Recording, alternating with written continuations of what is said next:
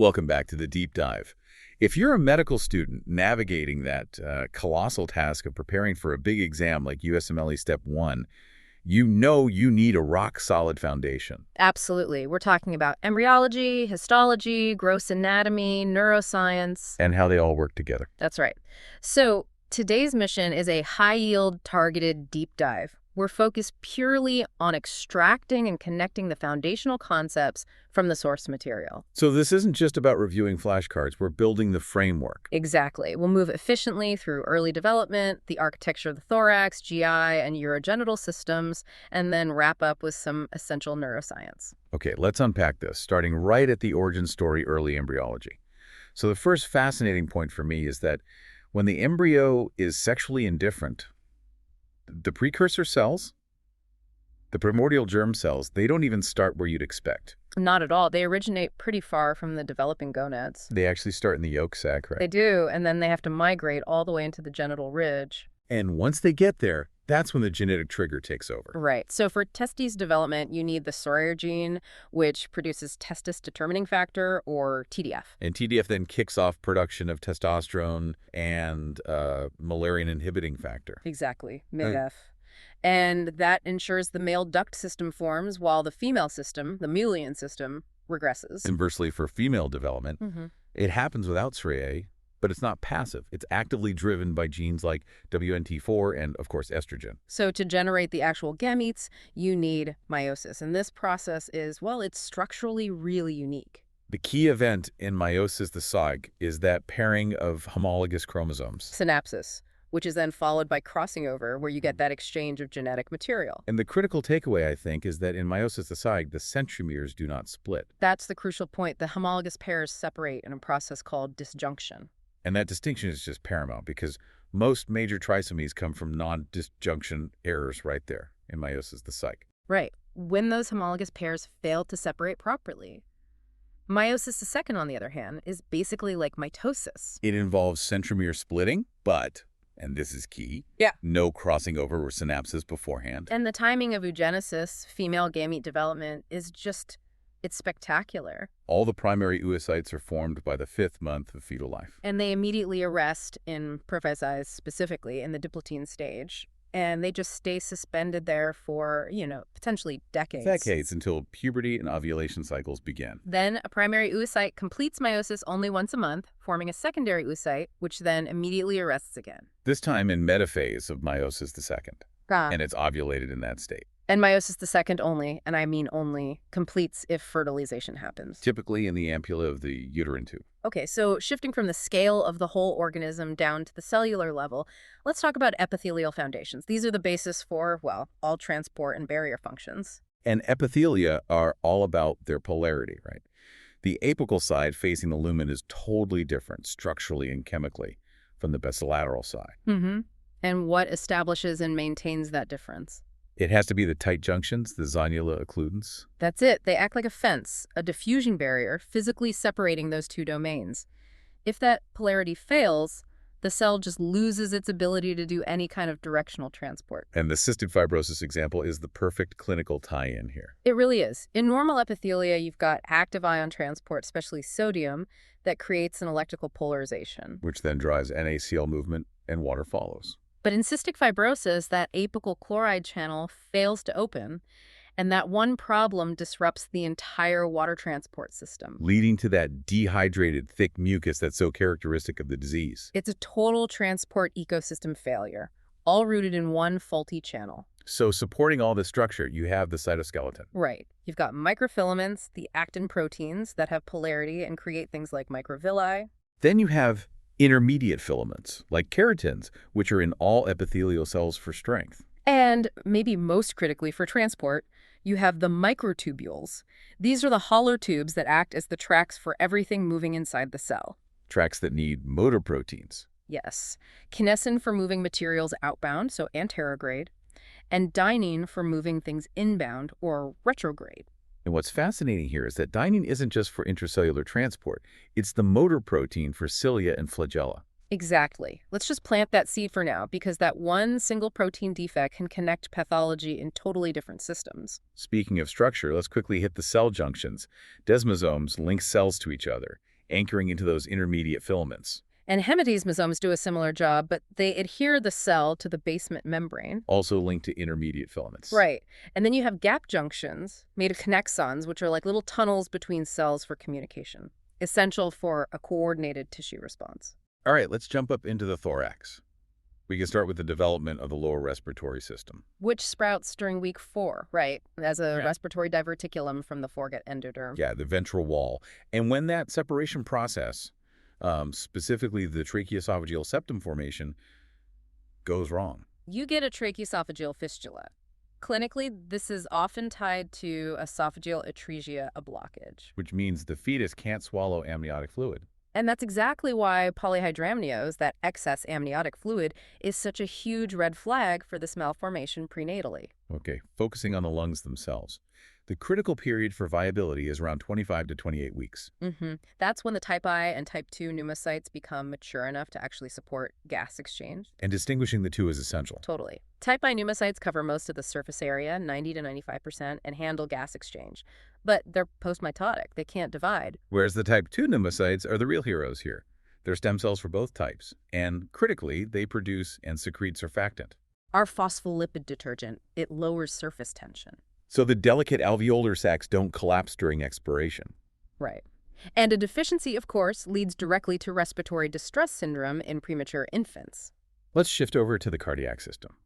The fetal heart has shunts to bypass the lungs, which aren't working yet. Exactly. You have the atrial septum, primum, and secundum separating the atria, creating the foramen ovale between them. And because pulmonary vasculature is so resistant in utero, right atrial pressure is higher than left. Which keeps that essential right-to-left shunt through the FO open. But at birth, the lungs expand, pulmonary resistance plummets, left atrial pressure skyrockets, and that functionally closes the foramen.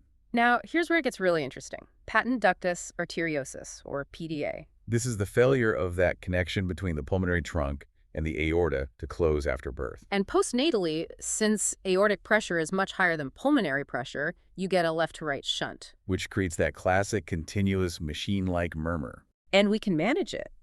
We know prostaglandin E keeps the ductus open in utero. So after birth, you can use PGE inhibitors, like indomethacin, to help it close. Especially in premature babies. On the cyanotic side, if the aorticopulmonary septum malforms, often due to defective neural crest cell migration, You get conditions like tetralogy of Fallot or transposition of the great vessels. and transposition is so dangerous, it creates 2 completely closed circulation loops, so oxygenated blood never reaches the body. Which is why it's the most common cause of severe cyanosis right at birth. Okay, let's shift our focus down into the abdomen. The midgut rotation is always a wild story. It is. Between the 6th and 10th weeks, that whole midgut loop herniates out of the abdominal cavity. Where it undergoes that big 270-degree counterclockwise rotation before it comes back in. And for any kind of surgery or pathology, you have to know an organ's peritoneal status. Right. Intraperitoneal organs like the stomach, spleen, jejunum, they're mobile, suspended by mesenteries. Then you have secondary retroperitoneal organs. They started with a mesentery, but then fused to the posterior wall. So they're fixed. This would be what? The distal parts of the duodenum, ascending and descending colon. And most of the pancreas. Then finally, the primary retroperitoneal organs, which never had a mesentery to begin with. The ones that were always on the back wall. Kidneys, aorta, ureters. And why is this so important? I mean, clinically. It's all about the spread of fluid or infection. Fluid in the peritoneal cavity follows gravity, but a collection in the retroperitoneal space is contained. It needs a totally different surgical approach. Got it. Okay, let's dive into GI histology. The stomach glands in the fundus and body, they have parietal cells. Also called oxyntic cells. They're highly specialized. They secrete both hydrochloric acid and intrinsic factor. And you cannot absorb vitamin B12 without intrinsic factor. Absolutely mandatory. Right next door are the chief cells, which secrete pepsinogen. The precursor to the protein-digesting enzyme pepsin. And down in the small intestine, you find these unique Paneth cells at the base of the crypts. They're the immune system's front line, right? They secrete lysozyme and defensins to control the local bacteria. Precisely. And you can tell the regions apart histologically. The duodenum has Brunner's glands in the submucosa to neutralize stomach acid. And the ileum is characterized by those big lymphoid aggregates, the Peyer's patches. Now, for the urinary system, renal development has 3 stages, But it's the third one, the metanephros, that becomes the permanent adult kidney. And the functional unit, the nephron, it's highly regionalized. The proximal convoluted tubule is the workhorse. It is. Extensive microvilli, tons of mitochondria. It reclaims about 2/3 of everything that gets filtered. Then the loop of Henle acts as the countercurrent multiplier. It uses energy to set up that high tonicity gradient in the medulla. A gradient that's leveraged by the collecting ducts, where principal cells respond to aldosterone to fine-tune the final urine volume and concentration. All right, to wrap things up, let's cover some high-yield neuroscience, starting again with development. Neurulation defects.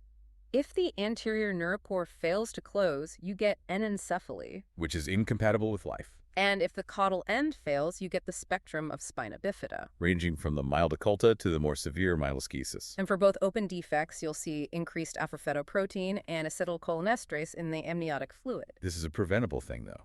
Adequate maternal folate intake just drastically reduces the risk. It does. Now, looking inside the axon, we're back to microtubules being the highways for axonal transport. Right. Fast anterograde transport is the express lane moving material away from the soma via kinesin operators. And retrograde is the slower inbound lane, using dynein motors to recycle things. Which is also how nasty pathogens like polio and rabies viruses get into the CNS.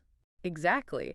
And when that fast transport gets disrupted, say by diabetes or chemo, the longest axons suffer first. Which gives you that classic symmetrical glove and stocking pattern of axonal polyneuropathy. Now, for pathology, let's quickly hit demyelinating diseases. Multiple sclerosis is the chronic CNS one. You see plaques in the white matter.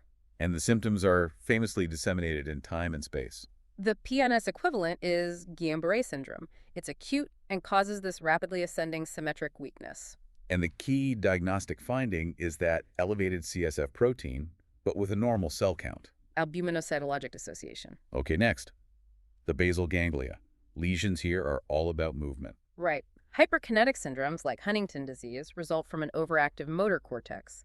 Degeneration of inhibitory neurons leads to that chorea and anthetosis. And on the flip side, the most common hypokinetic disorder is Parkinson's disease. That's the loss of dopaminergic neurons in the substantia nigra. It leads to an underactive cortex. And that classic triad of bradykinesia, rigidity, and a resting tremor. Finally, 2 quick sensory facts. Visual pathway. Information from the lower retina, so the superior visual field. Travels through a specific path called Meyer's loop in the temporal lobe. So if you get a lesion in Meyer's loop, you lose the opposite superior visual field, the classic pie-in-the-sky defect. Great for localizing temporal lobe lesions and for pupils. The Argyll-Robertson pupil. So fascinating, often seen in neurosyphilis. The light reflex is gone, but the accommodation reflex is totally intact. It tells you the lesion is very specific, separating those 2 reflex circuits right near the protectal nucleus. So we've just completed a massive review. We've seen how epithelial cell architecture informs pathology like cystic fibrosis and how neural crest cell migration failure leads to cyanotic heart disease. It really illustrates why understanding the development and the microanatomy, it provides the critical context for everything clinical. And that raises an important question. It does. So what does this all mean? We started this deep dive talking about Dynfan. We said it was the motor for retrograde transport. And we also mentioned it was the motor for cilia and flagella. Precisely. Let's connect the dots now. We covered how ciliated cells clear mucus in the respiratory tract, and we all know that sperm relies on flagellar movement for motility. So here is your review exercise, designed to connect basic science to a clinical scenario. A young patient presents with a chronic history of sinusitis and recurrent respiratory infections. His male friend is undergoing evaluation for infertility. The friend is diagnosed with a condition characterized by defects in the ATPase dynein protein. Explain how this single molecular defect, the absence of dynein, accounts for both respiratory issues in the first patient and the reproductive issues in the friend. Think about the cellular structure required for both lung clearance and sperm movement. If dynein fails, everything that relies on that kind of microtubule movement is going to fail simultaneously. Thank you for joining us on this high-yield deep dive. Keep connecting these dots, and we'll see you next time.